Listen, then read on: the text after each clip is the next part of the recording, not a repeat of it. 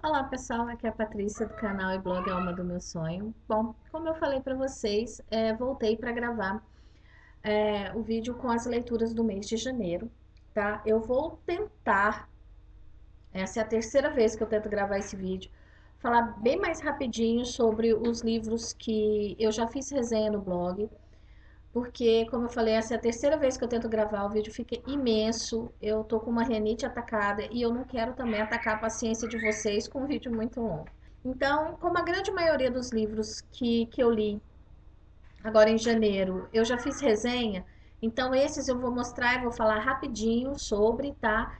E depois vocês dêem uma passadinha por lá para saber o que eu achei, né, realmente dos livros, o que eu escrevi sobre eles, tá bom? Os livros que eu li no Kobo, eu não vou ficar mostrando aqui, eu vou colocar, como eu sempre faço, a imagem do livro para vocês verem, tá bom? E todos os links ficarão aqui também na caixa de informações do vídeo, tá ok? Então vamos lá? Eu fiquei muito feliz, realmente, porque não foram poucos livros, né? Livros realmente lidos foram 10, fora 3 livros que eu li pela metade. Então, aí dá para contabilizar, né? 11 livros e meio. Isso me deixou muito feliz. E eu quero ver se eu continuo assim durante todo o ano. E eu comecei em janeiro lendo um autor português que eu queria muito ler, desde que eu escuto a Inês, do Inês Books, a Cláudia, do A Mulher que Ama Livros, ler, né? São blogueiras de Portugal. Eu já vejo também a Dea Paulino, do Biofagia, e a Tatiane Dantas, do País das Entrelinhas, falarem muito bem da escrita desse autor. Então, eu fiquei muito curiosa, que é o Afonso Cruz. O Afonso Cruz, ele é português. Aqui no Brasil, ele só tem lançado o livro Os Livros que Devoraram Meu Pai, mas parece que esse ano alguns outros livros dele vão ser lançados por aqui. Tomara, porque a escrita dele é maravilhosa, tá? Eu não li esse juvenil dele, né? Eu li O Pintor Debaixo do Lava-Loiças, né? É assim mesmo, porque é a versão em Portugal, de português de Portugal. Me conquistou, assim, sobremaneira, uma leitura rapidinha, porque o livro é curto, mas o livro é muito gostoso, é muito interessante, tá? É um romance curtinho, enxuto, mas que tem personagens muito bem escritos, muito bem trabalhados. E o Afonso Cruz, ele pegou um episódio na vida dos seus pais e criou que os pais dele, durante a Segunda Guerra, abrigaram, né, por um tempo, um pintor judeu e esconderam, né, esse pintor em casa. E então o que que o Afonso Cruz fez? Ele pegou o nome desse judeu e criou toda uma vida, digamos assim, uma história para esse pintor, né? E acabou fazendo o livro. É muito gostoso, é um livro que mescla muito bem poesia e filosofia, é imperdível, tá? E tem resenha lá no blog. Ah, o outro livro que eu li na sequência, super, super falado, super comentado por aqui, então eu só vou mostrar mesmo, é a graphic novel, O Azul é a Cor Mais Quente, da Julie Marrot, que todo mundo já sabe que me tocou bastante, é muito linda, tem post lá no blog e também eu fiz um vídeo falando sobre ele e fazendo aí meio que um link com o filme. Então, isso aqui é imperdível, vale muito, muito, muito a pena. Dei 5 estrelas para a graphic novel e 4 para o filme. Aí, na sequência, eu tô com o meu caderninho aqui para não me perder entre as leituras, tá? Então, se eu baixar meio que a cabeça, é só para que eu possa me dar uma orientada. Aí a terceira leitura do mês foi um outro autor português que eu queria muito, muito ler, que é o José Luiz Peixoto. E eu já sou apaixonada por essa capa desse livro dele, o livro, há muito tempo.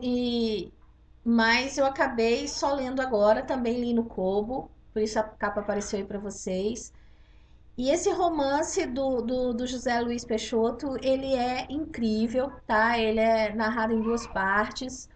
São narrativas um pouco diferentes entre as partes, então, até como a Luciana Lima Verde do Ficções do Interlúnio comentou no vídeo do Fórum Literário, Entre Pontos e Vírgulas.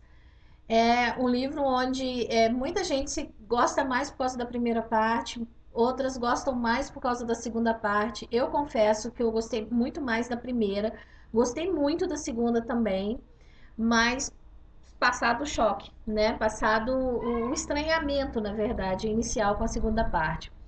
Mas é um livro que muita gente escreveu como se fosse falando o principal, né? O foco principal do livro fosse a ditadura portuguesa, a imigração, né, em grande número que houve num determinado tempo da história de portugueses para a França. Mas, na verdade, eu senti o livro mesmo como sendo um romance de formação de um rapaz, né, o Idílio, e de como se formou esse ser humano que foi abandonado pela mãe aos 6 anos, né, apenas com um livro de presente, uma malinha, onde quem o criou foi um pedreiro, um mestre de obras do vilarejo em Portugal, e ele vai falar, né, da ida das suas amizades, do crescimento do amor por esse homem que o criou, pela descoberta do amor por uma mulher, essa perda que em determinado momento ela vai embora e ele tem que lidar com isso, ou ele vai, ou ele fica.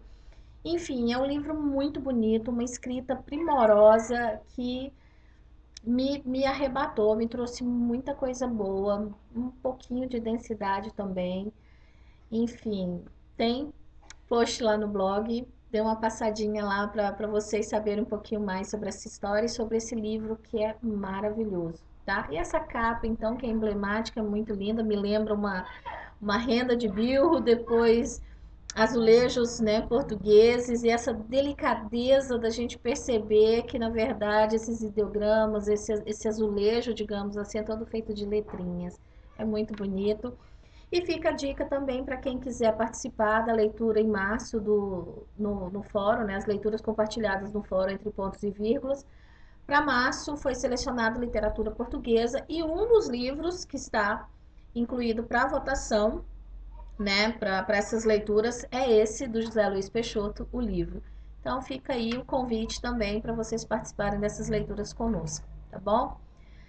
Aí na sequência eu peguei poesia para ler, que eu queria muito ler, como eu falei para vocês, o livro O Útero é do Tamanho de um Punho, da Angélica Freitas, e esse livro assim, me arrebatou de tal forma que pela primeira vez na vida eu acabei falando um pouco sobre um livro de poesia. E eu não costumo falar porque realmente eu não me sinto capacitada nem um pouco para falar de poesia. Por isso, de antemão, se algum dia a Angélica Freitas por acaso vier a ler esse meu texto no blog ou vir esse vídeo, Angélica, eu faço um pedido de desculpa, principalmente pela pretensão de ter, né, querido falar sobre um livro tão querido, tão bonito, tão forte quanto esse seu, tá? Então, fica aí. É um livro cujo tema é o feminino, mas ele não é, assim, é o feminino, ele é um livro feminista, mas em momento algum ele faz panfletagem do feminismo. Pelo contrário, a força da escrita dela é tamanha que muitas vezes ela utiliza justamente o preconceito para fazer valer, né, para fazer valer justamente a veia cômica desse próprio preconceito, desse próprio tabu. Então, assim, é um livro imperdível. Dê uma passadinha lá no blog para você ler o que eu escrevi e não deixe de ler, tá? E só uma coisa, assim, esse não foi um livro que eu li rapidinho, porque poesia para mim não é uma coisa que se lê numa sentada em uma hora, por exemplo. Eu acho que poesia você tem que ler, você tem que sentir, você tem que deixar que toque sua pele, que faça vibrar, tá, o seu corpo. Porque se você sentar com um livro de poesias na mão e em uma hora você disser que leu, eu vou te falar que você só passou os olhos, tá? Porque não se lê poesia dessa forma. Poesia é muito mais amplo, é muito mais vivo. Poesia é vida, tá bom? Então, deem mais atenção para poesia, e principalmente da Angélica Freitas, porque essa aqui merece e muito, tá? Depois disso, eu recebi de presente da MIG, como eu chamo carinhosamente, a Michele Jimenez. Eu me chamo Antônio. Acho que hoje ninguém, né? Assim, acho que não tem ninguém que não conheça os guardanapos poéticos do Pedro Antônio Pedro Gabriel, aliás, do Pedro Antônio Gabriel. E então, assim, eu adorei esse presente, adorei esse, assim, eu li rapidinho também, porque é uma delícia, você passa o tempo rapidinho com ele. Aqui também ele vai contar uma história linear de um romance qualquer, né? Não, não é nomeado nem nada, mas a gente vê que é uma história de um romance. E o mais gostoso desse livro é que você pode lê-lo dessa forma, linear, né? Ele é dividido em 10 partes, seriam 10 partes aí de um romance, uma formação. Mas também você pode ir lendo aleatoriamente, como se fosse um poesia do dia mesmo, né? E tal, porque é uma anatomia quase que ele faz de um romance aqui e é muito legal. O projeto gráfico da Intrínseca ficou ótimo porque além da grafia, do todo o projeto, né, das poesias do Pedro Gabriel, as fotografias que ajudam ainda a ilustrar mais as poesias, os guardanapos, e ele teve, isso aqui mostra muito bem, ilustra, né, muito bem. E ele ainda teve a delicadeza de montar um glossário por partes, né, também, no final, para ajudar a identificar a grafia dos guardanapos. É muito, muito legal, também tem resenha lá no blog, tá? Depois disso, assim, na verdade, entremeando muitas leituras, porque eu não li um livro de cada vez, né? Fui mesclando, fica livro dentro de bolsa na sala, no banheiro, livro no quarto. Então, dependendo de onde eu tô, do que eu tô fazendo, é o livro da vez que eu pego e vou ler. Então, entremeado a esse veio. Comecei a ler, foi o livro que eu fiquei mais tempo com ele nesse mês. A Elegância do Ouriço, da francesa Muriel Barbery. E esse livro é incrível, tá? É um livro intenso em todos os sentidos. Ele fala de análise filosófica, artística, literária, porque, assim, como é que eu vou falar? A gente pode perceber muito bem nele a força que às vezes a gente dá à opinião alheia e como a gente tem a tendência de acreditar realmente que a gente é menos, ou então de apontar o dedo para o outro e achar, por conta da sua aparência ou por conta da sua profissão, que você deve ser menos, né? Que você não tem como ser nada além daquilo que a sua posição sugere que você seja. E esse livro, ele fala muito disso, né? E de como nós somos capazes de nos fechar por conta disso, porque a gente acaba introjetando, né, esse preconceito das pessoas com relação a alguns aspectos nossos, eu falo isso no geral, né? Porque independente das diferenças aqui do livro, enfim, a gente tem essa tendência, mas ao mesmo tempo que a gente introjeta, a gente tem essa capacidade de conseguir desabrochar, digamos assim, né? Por conta de um pouco mais de carinho, por conta de um pouco mais de atenção, por um pouco mais de valorização, tá? Então, falando muito rapidamente, porque eu ainda não escrevi resenha dele, porque está sendo difícil, foi um livro que me tocou demais, mexeu muito comigo, como eu falei, é um livro muito intenso.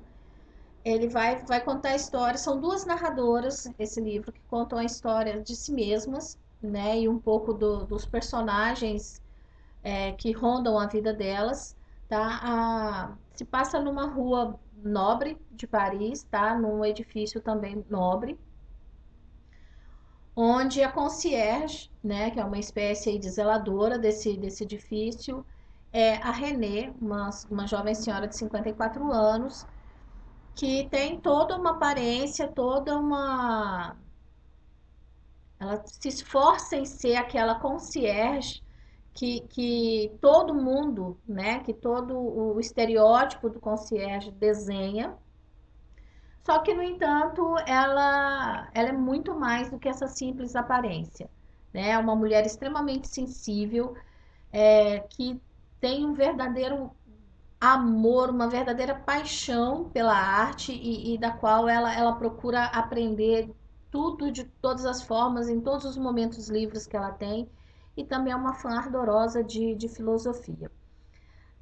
E temos também, em contrapartida, né, uma moradora desse condomínio, que é a jovem Paloma, que é uma adolescente inteligentíssima, né? Ela tem 12 anos e ela se vê extremamente incomodada com as futilidades, né, da mãe, né, o jeito vazio da vida que os ricos levam, né, segundo ela, os ricos levam, como a sua irmã, por exemplo, que é uma nova hippie, né, aquelas que, enfim, se acham revolucionárias e tudo mais, mas que não saem ali do conforto, né, da sua vidinha burguesa, enfim. E como a Paloma, ela não vê sentido nenhum nessa vida, ela tomou uma resolução que, se até o seu aniversário de 13 anos ela não encontrar nada que dê sentido à sua vida, ela vai colocar fogo no apartamento, né, em que vive com os pais e a irmã.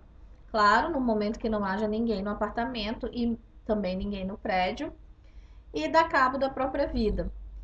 E enquanto isso, ela vai narrando sua história e a dos outros personagens pra gente em 2 diários que ela cria, que é a dos pensamentos profundos e do movimento das coisas, se eu não me engano, acho que é isso mesmo, né? Então, ela vai sendo escrita assim, pensamento profundo, número 5, ela escreve o pensamento e vai falando pra gente. Não tem uma ordem certa de quem vai falar, uma hora é a Paloma ou a Renê consecutivamente, não, às vezes a Renê fala um pouco mais, outras é a Paloma quem aparece mais, mas enfim, é um livro muito bonito e no, no meio da história dessas duas, né, dessas duas mulheres, né, dessa jovem senhora, aparece um novo morador nesse edifício, que é o Senhor Kazu, um japonês, que vem para mudar um pouquinho aí a vida das duas. E assim, é um livro muito, muito, muito bonito. Não vou dizer que seja uma leitura muito fácil para um leitor que está começando agora, por exemplo. Porque, como eu falei, como a Renê, ela gosta muito de filosofia, ela vai falar muito de filosofia aqui. E para quem não sabe, a Muriel Barbery é professora de filosofia. Então ela aproveita para falar, expor um pouco mais esse assunto nos livros dela. A escrita da Muriel é muito rica, o vocabulário dela é muito rico, é muito bem empregado, são muito bem empregados os termos. Então, para alguns pode não ser uma leitura fácil, mas a identificação com os personagens é tão grande e a história é tão bonita e emocionante que a gente se envolve completamente e não tem como não amar esse livro. Eu dei 5 estrelas para ele e, lógico, um coraçãozinho. Aliás, eu minto, eu dei 4 estrelas porque realmente o final me chocou. Acho que não precisava daquele final. Mas, enfim, tá aqui a dica, tá? E vai sair resenha dele, vai ser a primeira resenha agora desse mês, assim, que eu tô devendo. Tô pelejando já para escrever, mas enfim, logo, logo tem. Esse meu exemplar é da Companhia das Letras, essa capa eu acho maravilhosa, né? Que é uma visão de, de Paris, né? Enfim, acho muito, muito, muito bonita. É um livro que, como eu mostrei para vocês, me tocou muito, tá cheio de marcações. foi o livro que eu fiquei mais tempo, porque eu não queria que ele acabasse, porque eu mais ou menos intuí o final, mas enfim, super indicado, tá? Com todas essas leituras densas, eu precisava de alguma coisa assim, mais, como eu vou dizer, mais leve para ler. E aí eu acabei pegando A Contadora de Filmes, do Hernan Rivera Letelier, porque eu achei que fosse ser uma leitura um pouco mais suave, né? A escrita dele é bem direta, ele é um livro curtinho, porque como ele vai falar, ele vai, de uma certa forma, ele vai fazer uma homenagem à sétima arte, ao cinema. Ele fez o livro, ele é todo narrado, tá vendo? Como se a narrativa tivesse mesmo ali na tela do cinema e o espaço todo escuro em volta, né?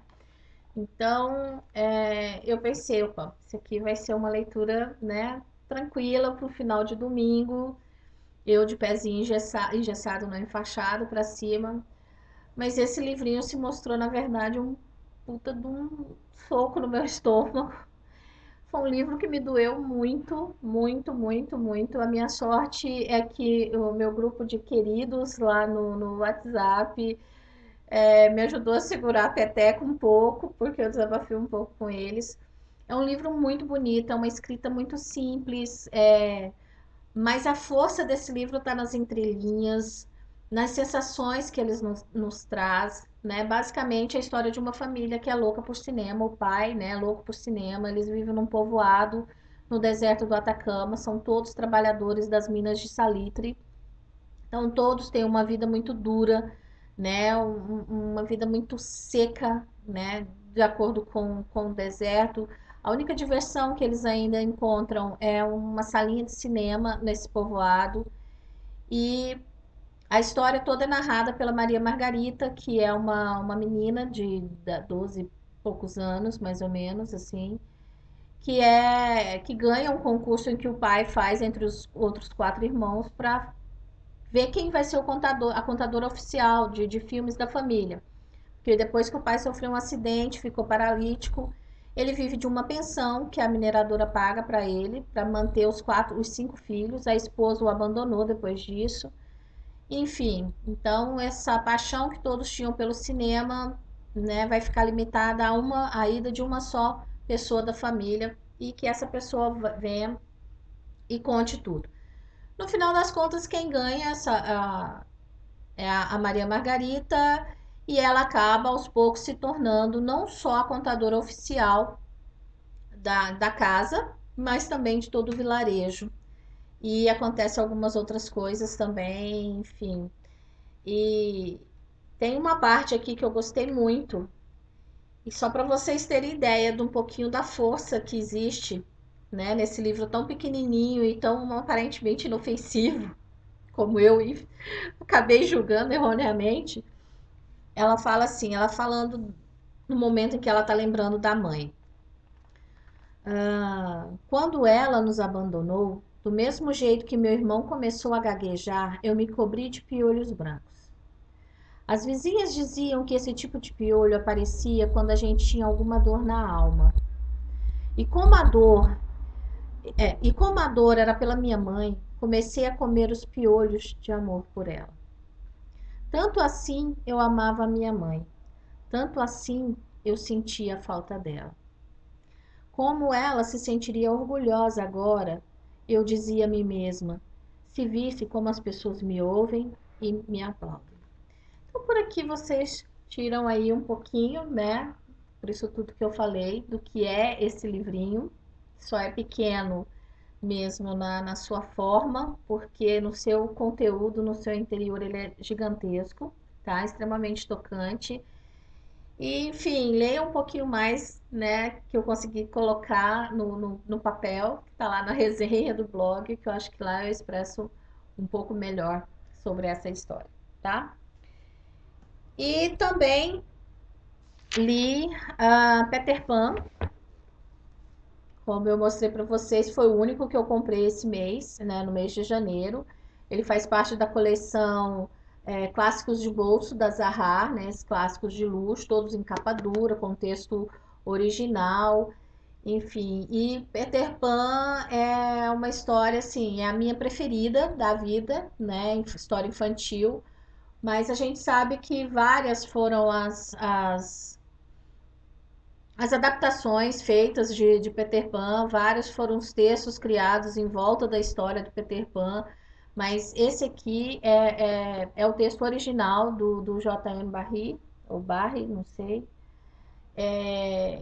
que originalmente Peter Pan ele escreveu como um livro adulto, não era para ser, ele não tinha intenção de fazer um livro para crianças. Então acontece que foi existindo várias transformações nesse texto, que virou peça de teatro, enfim. No final das contas, ele virou um livro infantil, mas com fortes traços de uma escrita adulta também.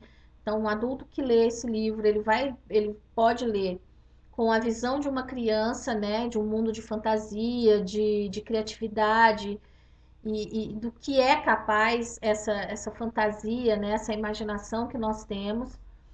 E também ler como um livro adulto e ver aqui questões muito mais difíceis, né, de serem lidadas e tratadas ao longo do tempo.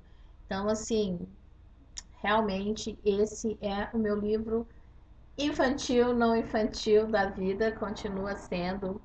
E não deixem de ler, que essa edição é linda, além de ser bem mais em conta. Esse meu eu paguei R$ 14, tá? Daqui a pouco tem resenha dele também no blog, porque eu ainda não fiz. Bom, aí nesse inteirinho eu também li, já tem resenha no blog, então por isso eu vou falar rapidinho dele. Mar Azul, da Paloma Vidal, isso foi uma indicação da Denise, do blog do canal 100 anos de literatura, lá ia eu falando 100 anos de solidão de novo, que é sempre assim. Enfim, Mar Azul é da Argentina Paloma Vidal, que foi um outro livro assim que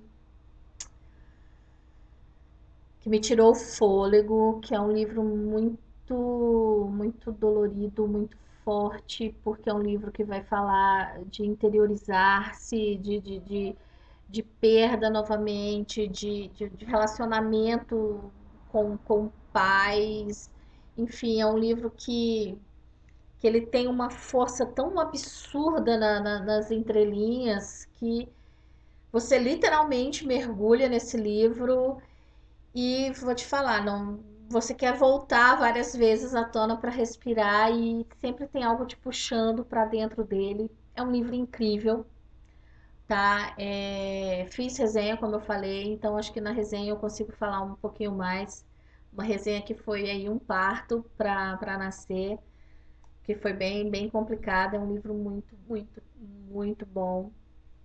Aí eu comecei para sair um pouco desse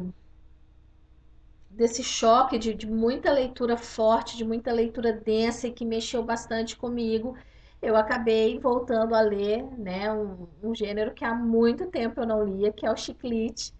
E eu comecei fiquei com o seu número, da Sophie Kinsella. Eu nunca tinha lido nada da Sophie e já tinha visto muita gente falando sobre a escrita dela, do quão divertida, do quão bem-humorada ela é e como ela trata os assuntos e ela amarra muito bem as histórias dela. E com esse livro, realmente eu confirmei isso. Ela tem uma escrita muito gostosa, muito divertida. A trama desse livro é muito legal, vai contar um pouquinho da história da Pop. A Pop, ela está se vendo numa situação extremamente dramática, porque ela estava num chá comemorando o noivado com as amigas e de repente ela se dá conta de que ela perdeu o anel de noivado, um anel herança de família, está na família do noivo há gerações, é um anel caríssimo de esmeralda, enfim. Ela fica louca no hotel procurando, deixando todo mundo louco também atrás desse anel. Aí ela acaba sendo assaltada na portaria do hotel, perde o telefone dela e ela já tinha dado o número para todo mundo, para a delegacia, para funcionários de hotel, para alguém ligar para ela. E aí, nesse meio tempo, ela acaba achando no lixo um outro celular, que é, na verdade, o celular de uma assistente de um executivo que simplesmente abandonou o cargo e ela se apropria desse celular e acaba por aí começando um relacionamento. A gente não sabe direito do que é, se é de amizade, se é profissional com esse personagem, né, do executivo que é o Sam. E ao mesmo tempo ela se vê ainda louca, desorientada, sem saber como é que vai falar pro noivo Magnus, como que ela perdeu esse anel, o que que foi feito, e a família dele que tá chegando. E ela acha que a família não gosta dela porque ela, né, julgam que ela é uma pessoa medíocre, porque ela é uma fisioterapeuta, ela trabalha numa clínica de fisioterapia, foi onde ela conheceu o noivo. E ao mesmo tempo ele é um catedrático, é filho de uma família de gênios que vive aparecendo na televisão, porque, né, tem o QI, enfim, inteligentíssimos. E é um chiclete muito legal, muito gostoso. Eu adorei, cumpriu perfeitamente a função de dar uma aliviada, de não me deixar cair na ressaca de tantos livros mais densos. Então foi um sopro aí nesse meu mês. Foi muito gostoso mesmo. E ele tem resenha lá no blog, tá? Por isso que eu tô falando assim rapidinho. E entre todas essas leituras, eu também comecei a ler o Mel de Ocara, né? O Ler, Viajar e Comer, do Inácio de Loyola Brandão, que é brasileiro, jornalista também. Esse saiu pela Global Livros, eu acho que, se eu não me engano, eu mostrei no vídeo para vocês, ou de setembro, ou, não, ou de outubro ou de novembro, que foi quando eu adquiri.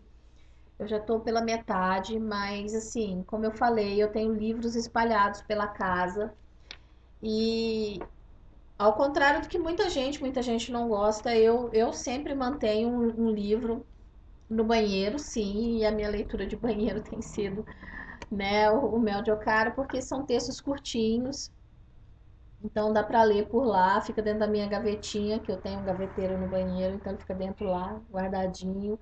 E está sendo uma leitura muito gostosa, são textos curtos falando justamente sobre as viagens que o Luiz Inácio, que o Inácio ele empreende pelo Brasil e também um pouco por fora, por conta da escrita, da literatura, né? Pelo fato dele ser escritor. Então aqui ele vai falar de viagens que ele fez para festas literárias, para bienais, para encontros regionais, né, de literatura, ou como professor convidado, palestrante, enfim.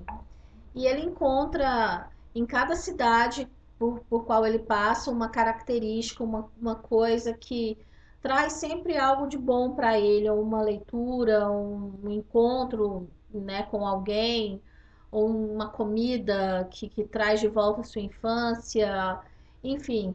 Tem sido uma leitura bem gostosa, a escrita dele é bem simples, bem tranquila, direta, e ainda tem um quesinho de poesia que é muito bom. Eu gosto muito da escrita do Loyola. Eu já li dele O Beijo Não Vem da Boca, que é excelente. Então, esse aqui vai continuar lá no banheiro por mais um tempinho para ler. Aí eu também comecei, já vou pela metade, como vocês podem ver, o Dentro de Ti Ver o Mar, da Inês Pedrosa, mas infelizmente não deu para eu terminar de ler em janeiro. Mas é muito bom. Eu tô adorando esse livro. Novamente, a Inês ela volta com um trio de narradoras, né, para esse livro, um trio de mulheres fortes e, se calhar em março eu volto para falar dele para vocês porque é muito bom. Ou se eu terminar antes, eu volto para falar também, porque Inês, para quem ainda não sabe, é uma das minhas autoras mais queridas e reconfortantes, tá?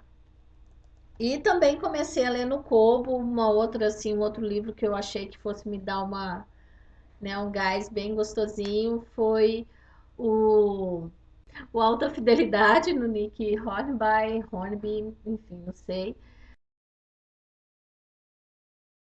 Também estou mais ou menos ali um pouquinho depois do meio, da metade do livro. Eu tô adorando, eu tô rindo muito com ele. E também, assim que eu terminar, eu volto para falar para vocês, tá? E assim, eu acabei me vendo agora envolta para fevereiro com algumas leituras que eu não esperava, mas que eu já queria fazer. Ai, peraí, deixa eu puxar aqui que tá aqui na frente, senão não vou conseguir mostrar para vocês.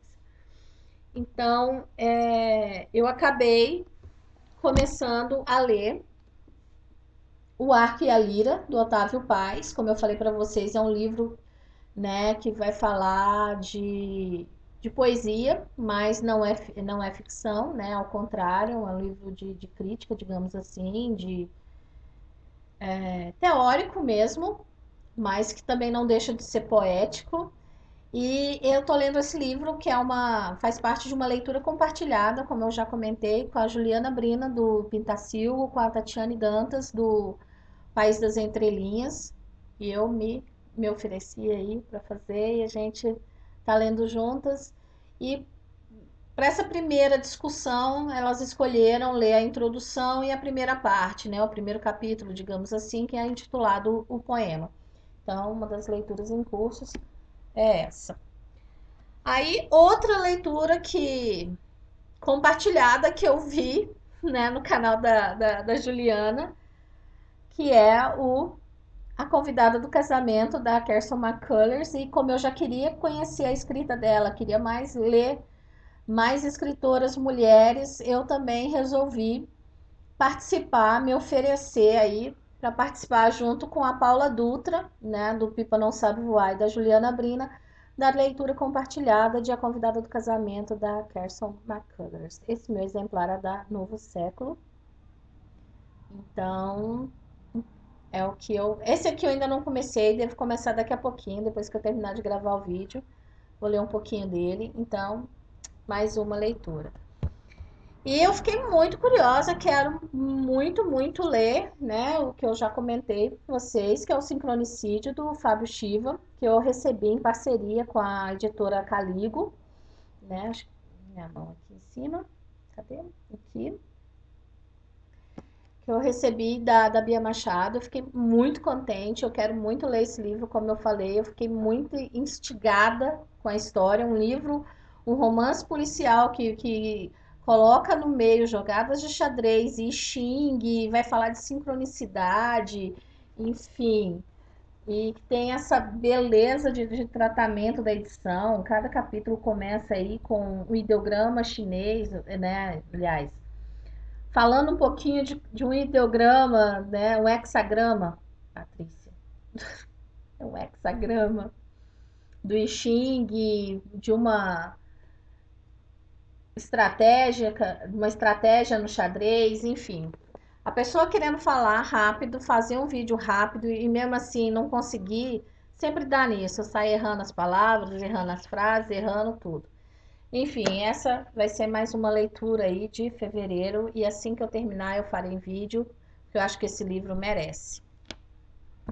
E outra leitura compartilhada, que a princípio seria só entre Denise e Felipe, né, do Mafagafo, a Denise do 100 anos de literatura, mas eu também resolvi fazer, que é o Obsceno Pássaro da Noite, do José Donoso. Nós vamos ler para o dia 10 agora de fevereiro, os 10 primeiros capítulos desse livro. Eu já li o primeiro e simplesmente eu estou encantada, tá? Com a narração desse livro. O livro, como vocês podem ver, já está todo rabiscado, né? Eu já estou interagindo amplamente com ele e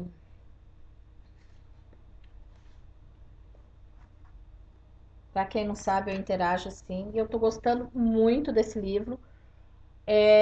Não serão só nós três que vamos ler esse livro, tá? Então, quem quiser ler e nos acompanhar nessa leitura compartilhada, a discussão vai seguir lá no fórum mesmo, né? No Entre Pontos e Vírgulas. É uma discussão à parte, não do livro do mês, né? E essa aqui é um pouco mais lenta, a gente vai discutindo partes, né? Tanto nessa primeira vez são os 10 primeiros capítulos. Então, convido aí a vocês que quiserem participar, tá? Tá aqui O Obsceno Pássaro da Noite, do José Donoso. Bom, pessoal, essas foram as minhas leituras do mês. Eu espero que eu tenha sido um pouco mais clara nesse vídeo, apesar aí de dele estar já, né, está um vídeo longo de todo jeito, mas enfim. Eu espero que vocês tenham gostado, que vocês deem uma passada lá no blog também para lerem as resenhas. E a gente se vê aí no próximo mês ou no decorrer de fevereiro, tá bom? Obrigada pela companhia de vocês, beijo grande e até o próximo. Tchau, tchau.